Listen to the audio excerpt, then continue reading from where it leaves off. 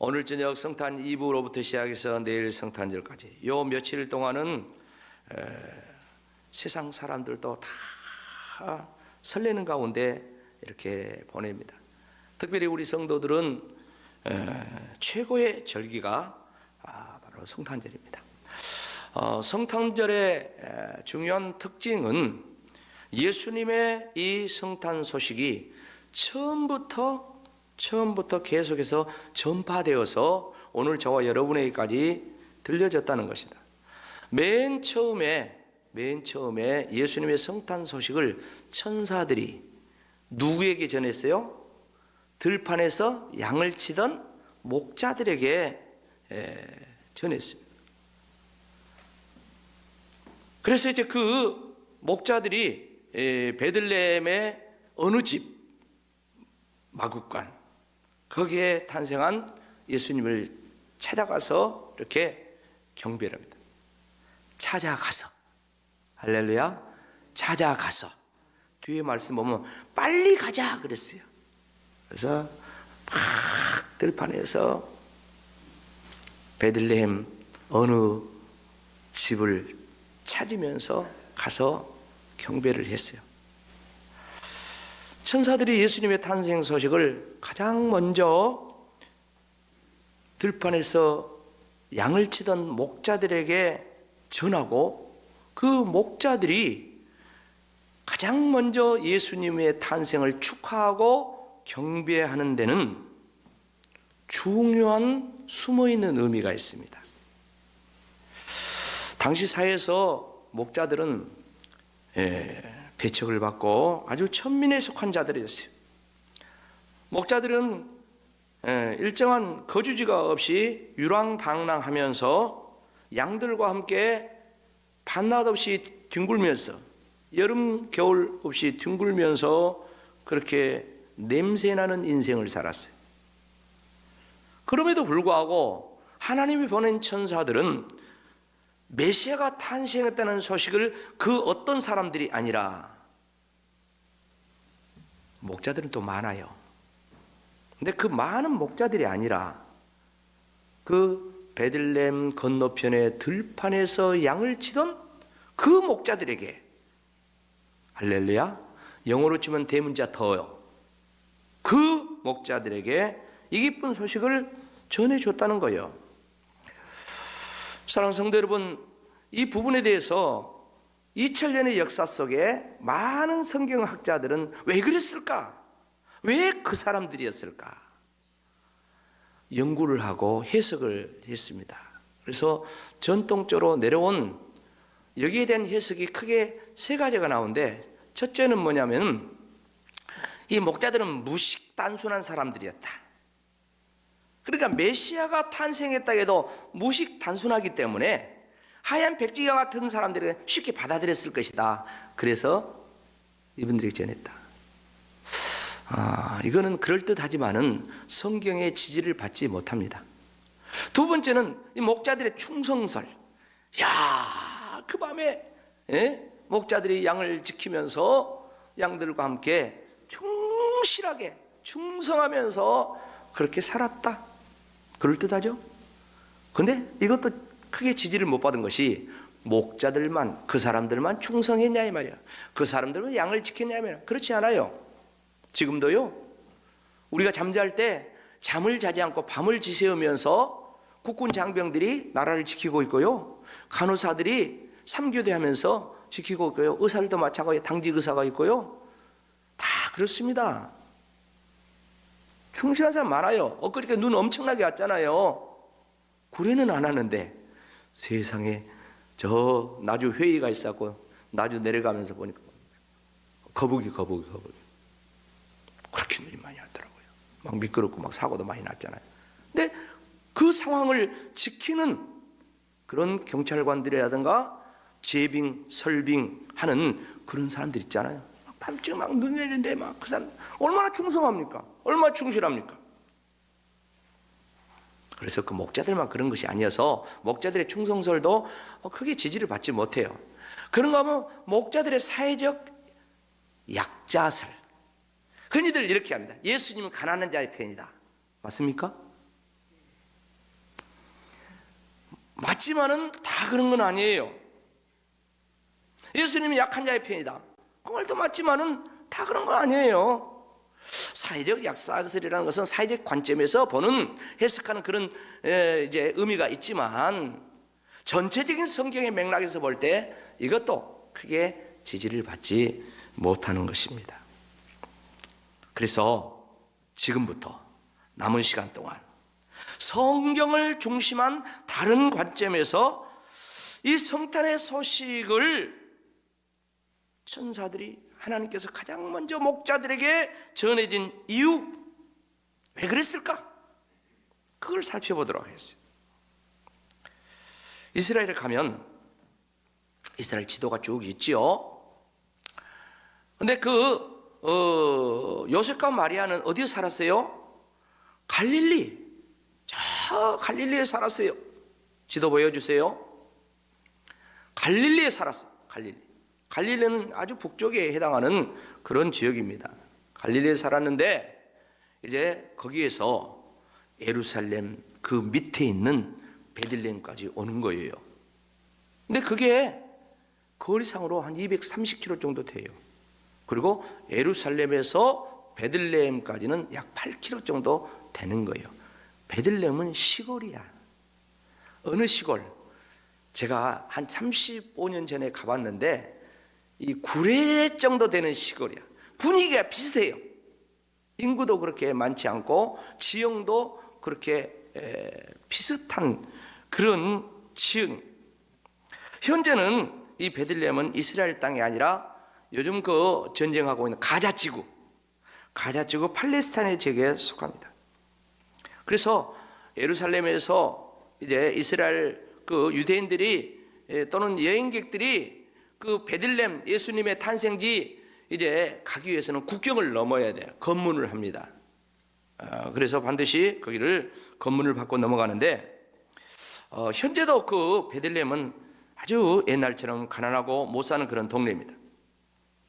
그런데 이 예루살렘과 베들레헴 한 8km 된다겠죠? 거리가. 그 사이 이제 떴네. 맨 위에가 나사렛이에요. 그리고 쭉 내려오면 예루살렘이고 맨 마지막에 동그라미 치니까 베들레헴이야. 근데 예루살렘에서 베들레헴 한 8km 정도 사이가 있어. 거기 그 사이 그 들판 V장이라고 그렇게 하는데 그 들판에서 이제 목자들이 양을 치고 있는데, 지금은 이제 목자들의 들판 교회라고 해가지고 이제 교회가 이렇게 세워져 있어요. 그래서 성지순례 가면은 그 교회를 이렇게 보는 거예요. 저 교회예요. 근데 그 지형을 이제 라못 라헬이라고 그렇게 이야기하는데, 옛날에는 이 베닥게렘이라고 그렇게 이야기했어요. 그러니까 예수님의 탄생의 소식을 듣고 경배하러 온 그 목자들은 다른 지역이 아니라 라못 라헬 베닥게렘, 옛날 지명, 그곳에서 양을 치던 목자들이 주님의 탄생의 소식을 가장 먼저 듣고 가장 먼저 경배한 은혜를 입었다는 거예요. 자, 그렇다면 그들이 누군가, 이 목자들이 누군가, 이걸 알려면 구약 성경으로 거슬러 올라가 가지고 베닥게렘이라는 이 지명에 대한 얽힌 그 이야기를 우리가 알아야만이 알 수가 있어요. 목자들의 이 탄생수를 가장 먼저 듣는 것은 무식해서가 아니에요. 단순해서가 아니에요. 그 사람들은 뭐 사회적인 약자에서가 아니고 뭐 부지런하고 충성해서 그런 것이 아니라는 거예요. 근본적인 성경의 이유가 있습니다. 그 내용은 느헤미야 3장 14절에 보면 이런 말씀이 나죠. 같이 읽어봅시다. 시작. 분문은 베닥게렘 지방을 다스리는 레갑의 아들 말기야가 중수하여 문을 세우며 문짝을 달고 자물쇠와 빗장을 갖추었다. 자, 이 말씀 무슨 말이냐면은 이스라엘 백성들이 유대가 저 바벨론에게 이제 나라가 망해서 포로로 다 잡혀가 버렸어. 그리고 세월이 흘러 70년 세월이 흘러가지고 이제 그들이 포로 생활에 돌아왔어요. 돌아와 가지고 이제 성전을 재건하고 그리고 예루살렘 이제 주변 성곽을 다시 쌓고 하는 그런 장면입니다. 그런데 성전으로 이렇게 들어가는 문이 있을 거 아니에요. 문이 동서남북 문이 있어요. 양문도 있고 이 문이 있어. 문이 있는데 그 가운데 분문은 이제 한문인데 그냥 똥 분자를 쓴 거야. 오물 나르는 문이야. 그 문으로만 짐승의 똥이라든가 오물 있잖아요. 그런 것을 그 문으로만 나르는 거예요. 그런데 바로 이 문이 베닥게렘의 지방을 베닥게렘이라는 그 지방을 다스리고 있는 레갑의 아들 말기야가 중수했다. 새롭게 세웠다 그 말이에요. 그러니까 이 베닥게렘이라는 그 지역은 레갑의 자손들이 다스리고 있었다는 그런 말이에요. 사랑하는 성도 여러분, 그렇다면은 우리가 많은 성경의 이스라엘 12지파 이런 자손들을 우리가 잘 알고 이방 족속을 잘 아는데 이 레갑의 족속이 누군가 이거는 좀 이렇게 쉽게 잘 알지 못하는 거예요. 그러면 이 레갑의 그 출처, 이 레갑 사람들이 어떤 사람인가 이 소개된 장면이 나오는데요. 예레미야서 35장 1절로 10절에 보면 거기에 잘 나와 있어요. 그러니까 유다가 바벨론 포로로 끌려가기 전에, 나라가 망하기 전에 있었던 일입니다. 그때 이 레갑의 족속의 그 뿌리는 원래 이방인이었어요. 이방인이었는데 우리가 그 모세의 장인이 이드로잖아요. 근데 이 사람은 겐족속이야. 그러니까 이 히브리 12지파에 속하지 않는 겐족속이야. 그런데 바로 이 레갑의 후손들이, 레갑 족속이 바로 겐족속의 후손들이라는 거예요. 그러니까 이 사람들은 이스라엘이 애굽에서 나올 때, 이스라엘 백성들이 광야 생활을 할 때 합류했던 사람들이에요. 그러니까 정통 유대인들이 아니에요. 아브라함의 후손이 아니에요. 이방인들이에요. 그런데 그들이 광야에서 이제 이스라엘 백성들과 합류를 해가지고 그때부터 하나님을 섬기면서 이스라엘 민족과 같이 사는 잡족이라고 볼 수 있어요. 잡족.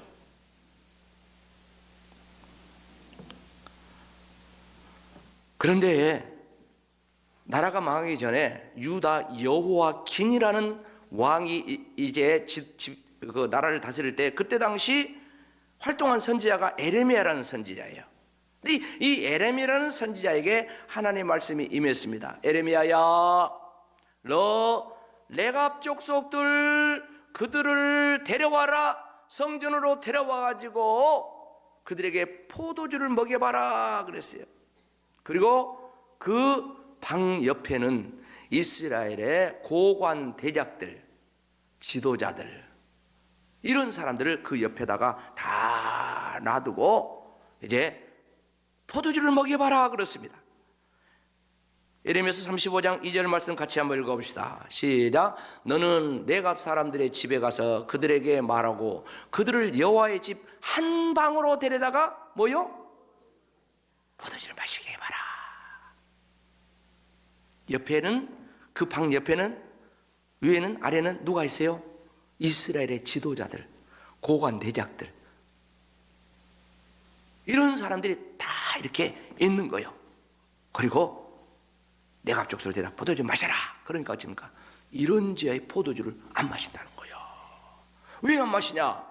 우리 조상 요나답이 포도주를 먹지 말라고 명령을 해서 우리는 마시지 않습니다. 그때 당시 200년의 세월이 그때까지 지났어. 그러니까 세상에 조상의 그 명령, 포도주 마시지 말아라, 이 명령을 200여 년 동안 지키고 있는 거예요.